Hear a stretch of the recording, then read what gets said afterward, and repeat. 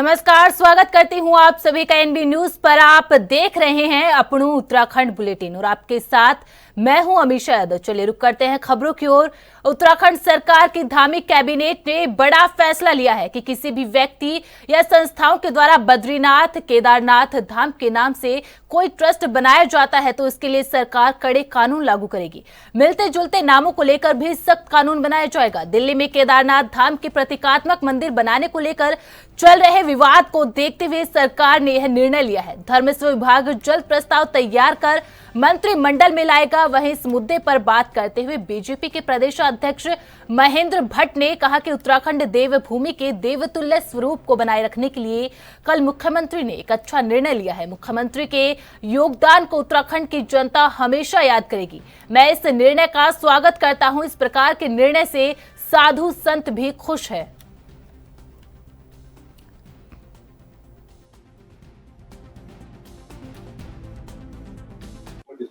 कैसे देखते हैं? देखिए, मैं प्रारंभ से कहता हूं कि इस देवभूमि के देवतुल्य स्वरूप को बनाए रखने के लिए पुष्कर सिंह धामी जी का जो योगदान है वो सदैव यहाँ की जनता याद करेगी। कल का ऐतिहासिक निर्णय हुआ है। मंदिर बनने पे कहीं रोक टोक नहीं। श्रद्धा के हिसाब से हर व्यक्ति अपना मंदिर, अपने आराध्य देव का मंदिर बना सकता है। लेकिन क्योंकि उत्तराखंड के 4 धाम, बद्रीनाथ धाम, केदारनाथ धाम, गंगोत्री धाम, यमुनोत्री धाम, इस धाम के नाम पर धाम जोड़ते हुए मंदिर के नाम पर जो कल कैबिनेट ने निर्णय लिया है कि इस प्रकार की अनुमति किसी को नहीं दी जाएगी, मैं इस निर्णय का स्वागत करता हूं। मुझे पूरा विश्वास है कि उत्तराखंड के अंदर जितना पंडा समाज है, पुरोहित समाज है, संत समाज है, ये इससे बहुत संतुष्ट है। और जो उनकी एक प्रकार की भ्रांति फैलाने का जो प्रयास कुछ लोगों द्वारा किया गया, उस पर एक सीधा एक प्रकार से कटाक्ष विषय का बनता है। तो मैं कह सकता हूं कि मुख्यमंत्री का निर्णय स्वागत योग्य निर्णय है। और कांग्रेस का जो केदारनाथ की विधानसभा के बाई इलेक्शन को देखते हुए जो एक प्रकार से भ्रांति फैलाने का जो जनता के बीच जो काम किया जा रहा था, पूरे देश के अंदर उत्तराखंड की यात्रा को प्रभावित करने का जो काम किया जा रहा था, उस पर इस निर्णय के बाद बहुत बड़ा ब्रेक लगा है। मैं मुख्यमंत्री जी का बहुत आभार व्यक्त करता हूं। और हमने अपने सभी कार्यकर्ताओं से कहा है कि आज जनपदों के अंदर आज और कल के बीच में माननीय मुख्यमंत्री आभार व्यक्त करने के कार्यक्रम वो लेंगे और एक अच्छा कार्यक्रम इस रूप में हम लोग करने वाले हैं। अगर बनाते हैं तो क्या सरकार उस पर कार्रवाई करेगी? वही नहीं, तेलंगाना में भी केदारनाथ धाम के नाम पर एक मंदिर की चर्चा आई थी। मुझे लगता है वो भी अब इस श्रेणी के अंतर्गत आएगा। मुख्यमंत्री संज्ञान ले रहे हैं। तेलंगाना में कांग्रेस की सरकार है, तो इस प्रकार की भ्रांतियां पैदा करके केवल उत्तराखंड की यात्रा को प्रभावित करने का जो षड्यंत्र कांग्रेस द्वारा किया जा रहा था, उसका पटाक्ष हो गया है। और क्योंकि दिल्ली के अंदर केदारनाथ धाम का जो विषय है, उस पर तो खुद वहां के ट्रस्टी ने मना कर दिया कि हम मंदिर के नाम पर नहीं करेंगे। लेकिन अभी कानून बन जाएगा। ये हमारे इस राज्य के देवभूमि के स्वरूप के लिए बहुत महत्वपूर्ण कानून। हल्द्वानी के सर्किट हाउस में सांसद अजय भट्ट की अध्यक्षता में दिशा बैठक की दिशा उस वक्त बदल गई जब विधायक ने हंगामा कर दिया। विधायक और जिलाधिकारी के बीच में जमकर बहसबाजी हुई। पूरा मामला आपदा के तहत गोला नदी में चैनलाइजेशन को लेकर था, जिसमें सिंचाई विभाग द्वारा वर्तमान में पोकलैंड लगाकर काम किया जा रहा है, जबकि विधायक ने सिंचाई विभाग को काम दिए जाने को लेकर आपत्ति जाहिर की थी। जबकि जिलाधिकारी का कहना था कि उनके द्वारा वन विभाग को स्वतः या किसी अन्य एजेंसी से काम किए जाने को कहा गया था। सांसद अजय भट्ट के सामने ही काफी लंबे समय तक यह बहस चलती रही।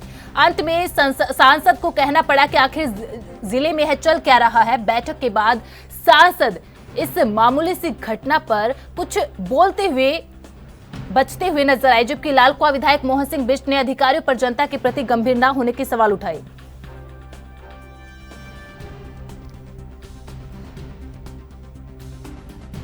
हाँ, छोट-मोट बातें होते रहती हैं। कहीं पर मैंने कहा ना कि मिसअंडरस्टैंडिंग रहती है, वो सुलझ जाती हैं। पारिवारिक बातें हैं, ऐसी बातें होती रहती हैं। और उसके बाद जब सुलझ गई, देखिए कोई भी जनप्रतिनिधि हो, कोई भी अधिकारी हो, सबका लक्ष्य है कि जनता को अधिकात्मक हम अधिक से अधिक जो है उनकी सुख सुविधा का ध्यान रखें, उनकी जो परेशानियां हैं उसका ध्यान रखें। इसीलिए सामंजस्य के लिए ही जिला विकास समन्वय और निगरानी समिति दिशा इसका नाम रखा गया है। यही तो सामंजस्य इसमें होता है। नहीं, जो अधिकारी ढिलाई कर रहे हैं, जो गलत काम कर रहे हैं, जो मिस इन्फॉर्मेशन दे रहे हैं, गलत इन्फॉर्मेशन देंगे, उन पर तो बहुत खराब कार्रवाई भी होती है। इसलिए छोटी मोटी गलतफहमियों में कोई चीज़ होती है तो वो हो जाता है कि कोई खास बात नहीं। इस तरह की दिक्कतें थी विभागों में आपस में तालमेल न होने की वजह से ये सुरक्षा के कार्य, क्योंकि सरकार की ओर से पैसे की कोई कमी नहीं है। माननीय मुख्यमंत्री जी ने अभी आप लोगों ने जानकारी ली होगी 10-10 करोड़ एक जिले के और दे दिया है कि किसी भी प्रकार से आपदा कार्यों में, राहत कार्यों में जो बाढ़ सुरक्षा के कार्य हैं उनमें कोताही न बरतें। लेकिन उसके बावजूद भी कार्य नहीं हो पा रहा है और आज तक भी अभी जिन जगहों पर चैनलाइजेशन का काम होना था वहाँ पर काम शुरू नहीं हो पाया। तो इसी को लेकर आज बातचीत हुई है और माननीय सांसद जी ने भी स्पष्ट रूप से कहा है कि सिंचाई विभाग कार्य को करेगा और तुरंत कार्य को करेगा। तो मुझे उम्मीद है कि कल से कार्य शुरू हो जाएगा। देखिए, कहीं पर इस तरह की दिक्कत हो सकती है, कुछ लोग इस तरह के व्यवहार वाले हो सकते हैं, लेकिन मैं ये कहना चाहता हूँ कि जो इस तरह के जनहित वाले कार्य हैं, और मैंने स्पष्ट रूप से कहा भी अगर कल से भी अगर वहाँ पर राहत बचाव के कार्य शुरू नहीं हुए तो मैं स्वयं अपने खर्चे से कार्य शुरू कराऊंगा। मॉनसून की बारिश में हल्द्वानी में प्रशासन पूरी तरह से एक्टिव मोड पर नजर आ रहा है, जिसके तहत हल्द्वानी के सिटी मजिस्ट्रेट एपी वाजपेयी लगातार शहर भर में खुद जाकर स्थिति का जायजा लेते हुए नजर आ रहे हैं। तो वहीं उनकी तरफ से शहर में अभी क्या कार्रवाई चल रही है उसको लेकर हमारे संवाददाता अमित चौधरी से खास बातचीत की। क्या कहा उन्होंने, आप भी सुनिए। मानसून की बारिश के बाद से लगातार प्रशासन जो है वो सक्रिय नज़र आ रहा है और जिस प्रकार की दिक्कतें अगर शहर में कहीं हो रही तो उसको लेकर के खुद सिटी मजिस्ट्रेट लगातार यहाँ पर मौका मुआयना कर रहे हैं और जो दिक्कतें हैं उसको कहीं ना कहीं यहाँ दूर करने का प्रयास किया जा रहा है। मेरे साथ मौजूद हैं city magistrate AP Vajpayee sir, उनसे जानते हैं कि अभी क्या हालात हैं शहर के और किस प्रकार से प्रशासन आगे काम कर रहा है। सर, अभी लगातार जिस प्रकार से मानसून की बारिश का जो स्थिति देखने को मिली है, अभी क्या स्थिति है सर और किस प्रकार से प्रशासन काम कर रहा है, क्योंकि तमाम जो घटनाएँ हैं वो कहीं ना कहीं शहर में हुई हैं? देखिए, मॉनसून से पहले से भी पूर्व तैयारियां की जाती हैं। उसी क्रम में जितने भी हमारे शहर के आसपास उसके अंदर से गुजरने वाले नाले हैं, नहरें हैं, उनकी सफाई के लिए इस बार जिला प्रशासन डीएम मैडम ने स्पेशल निर्देश दिए थे। उसके क्रम में सिंचाई विभाग ने, वन विभाग ने, नगर निगम ने अपने अपने क्षेत्रों में पड़ने वाले नालों की सफाई की थी। उसी का परिणाम है कि आज हल्द्वानी में जलभराव जैसी स्थिति 100 mm से अधिक बारिश होने की स्थिति में भी नहीं होती है। कुछ जगह हमारे जो डेंजर पॉइंट हैं जहाँ पर फ्लैश फ्लड की स्थिति बनती है और अचानक से अगर ज़्यादा बारिश होती है तो रपटे आ जाते हैं, वहाँ पर 1-2 घटनाएं हुई हैं, उसको भी सुरक्षा के उपाय वहाँ पर किए गए हैं। आगे भी हम लोग मौसम विभाग और जिला स्तर से जो भी हमें फोरकास्ट प्राप्त होता है या नाउकास्ट प्राप्त होता है उसको तुरंत आप लोगों के माध्यम से भी, अन्य माध्यमों से भी पब्लिक में शेयर करते हैं और सभी लोगों में ये बताते हैं कि आने वाले समय में बारिश की यदि संभावना है तो वो सावधानी बरतें निकलने में, नदी नालों को पार करने में।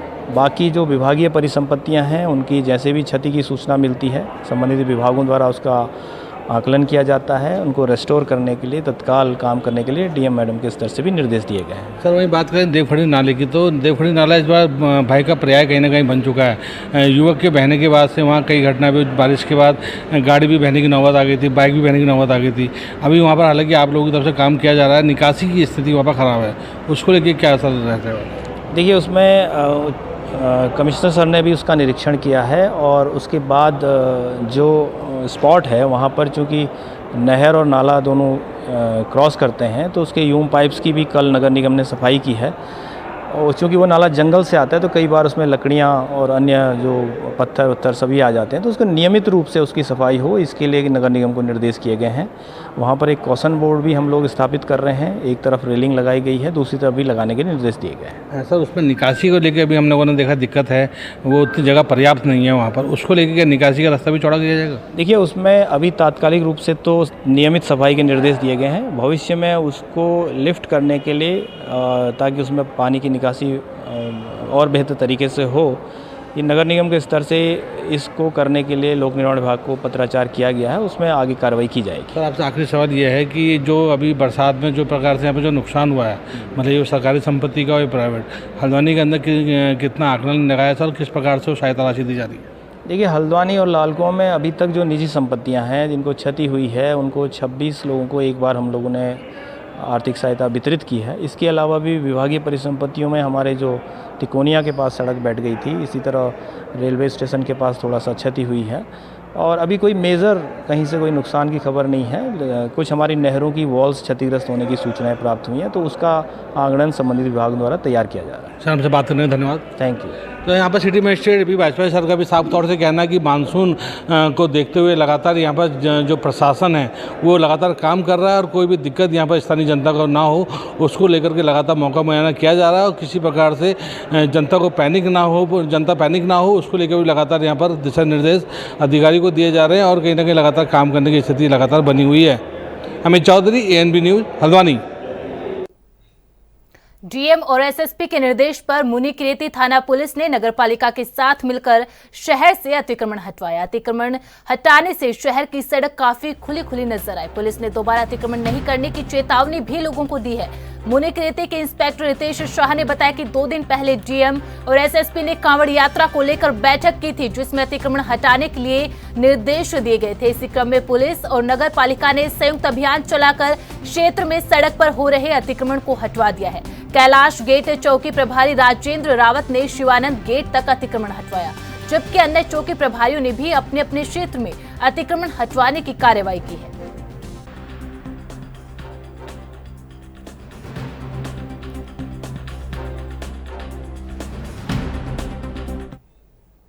अल्मोड़ा जिले के विकास खंड सल्ट के जय मां भुवनेश्वरी देवी मंदिर में सकरखोला में 24 जुलाई को भव्य कलश यात्रा बटकेश्वर महादेव मंदिर से पठरपानी तक निकाली जाएगी। साथ ही 1100 लीटर अखंड महाज्योति का शुभारंभ श्री महंत ओमगिरी महाराज के कमलों द्वारा किया जाएगा। साथ ही रुद्रपाठ, देवताओं का पूजन किया जाएगा। कार्यक्रम में क्षेत्र, ग्रामीण और भक्तगण प्रतिभाग करेंगे।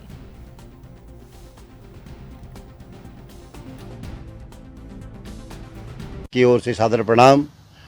जिस प्रकार आपको अवगत कराना चाहता हूं कि 24 तारीख को 1100 लीटर सरसों के तेल का अखंड ज्योति का उद्घाटन श्री महंत ओमगिरी जी महाराज जी द्वारा दीप प्रज्वलित किया जा रहा है। आप कलश यात्रा बटकेश्वर महादेव परिसर पट्ठरपानी से भुवनेश्वरी मंदिर तक होगा। 25 तारीख से विष्णु महापुराण का आयोजन होना है। 4 अगस्त को विशाल भंडारा होगा। आप सभी भक्तजनों से निवेदन है कि इस आयोजन को शांतिपूर्वक तन मन धन से सहयोग प्रदान करें। मां भुवनेश्वरी मंदिर का आशीर्वाद लें। जय माता दी। सरकार पूरे देश में शिक्षा को बढ़ावा देने के लिए कहीं सर्व शिक्षा अभियान, तो कहीं रमसा, तो कहीं समग्र शिक्षा अभियान, तो कहीं साक्षरता मिशन के तहत जगह जगह तरह तरह की योजनाओं से साक्षरता अभियान चलाया जा रहा है। लेकिन जमीनी हकीकत कुछ और ही बयां कर रही है। दरअसल जसपुर खंड विकास में तुमरिया डैम के समीप दुर्गापुर किलाबली जंगलात में गुजर बस्ती में केंद्रीय शिक्षा संचालित था, जिसमें करीब 65 नन्हे मुन्ने बच्चे शिक्षा ग्रहण कर रहे थे, जिसे अचानक जिला शिक्षा अधिकारियों द्वारा केंद्र संचालन पर रोक लगा दी गई। जिसके बाद बच्चे अपने अभिभावक के साथ ट्रैक्टर ट्रॉली से जसपुर खंड शिक्षा अधिकारी के कार्यालय पर पहुंचे, जहां छात्राओं ने अपने भविष्य को अंधकार में होने की बात करते हुए कहा कि हमारे क्षेत्र में एक भी स्कूल नहीं है। साथ ही अभिभावक ने पूर्व संचालित केंद्र को पुनः संचालित करने की मांग की है।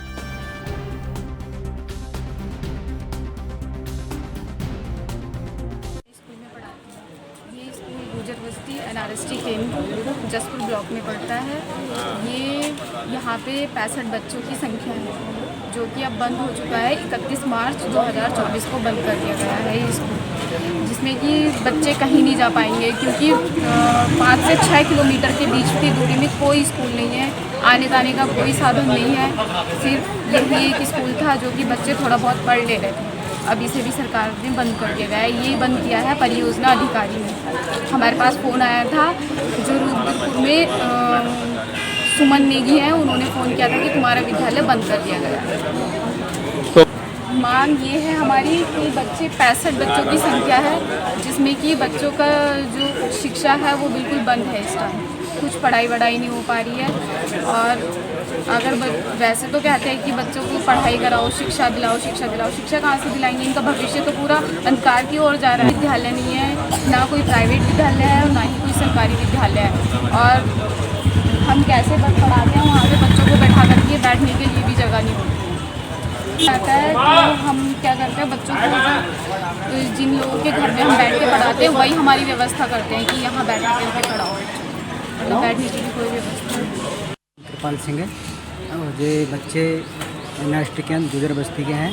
इन बच्चों को स्कूल जो चल रहा था केंद्र, वो केंद्र जो है परियोजना अधिकारी के द्वारा बंद कर दिया गया 30 मार्च 2024।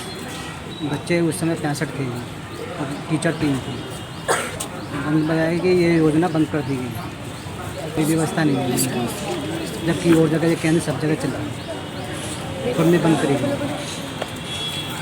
राष्ट्रीय केंद्र के नाम से काफ़ी समय पहले चल रहा था, ये 2024 में बंद हो चुका है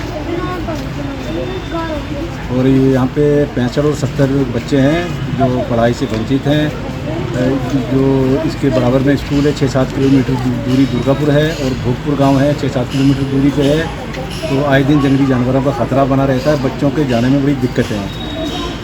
ये स्कूल दुर्गापुर और वहाँ से 6 किलोमीटर की दूरी है, भोगपुर है वहाँ पे 7 किलोमीटर की दूरी है। यहाँ पे ये फॉरेस्ट एरिया में स्कूल है, तो ये 2024 में बंद हो चुका है। एनआरएसटी केंद्र के नाम से चल रहा था। 65 और 70 के बीच में बच्चे हैं यहाँ पे।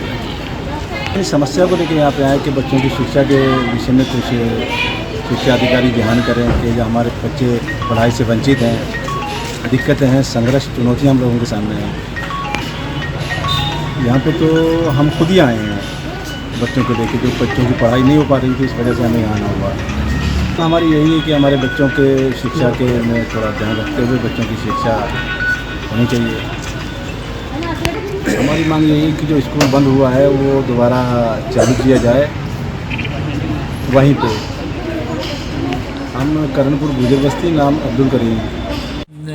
जसपुर में अभी शिक्षा विभाग में एक एनआरएसटी केंद्र चल रहा था, संभव 2000 के आसपास से चल रहा था एनआरएसटी केंद्र।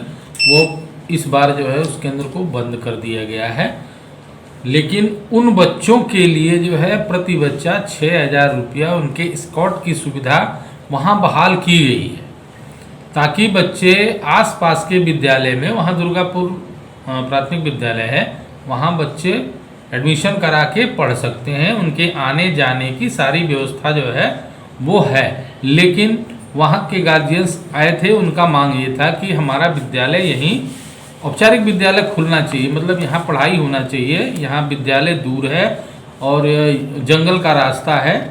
तो इस वजह से उनकी मांग है कि ये केंद्र हमारा चलाया जाना चाहिए। उसके संबंध में मैं खुद भी जो है निरीक्षण करूँगा, देखूँगा क्या स्थिति है, तो आगे की कार्रवाई जो होना होगा वो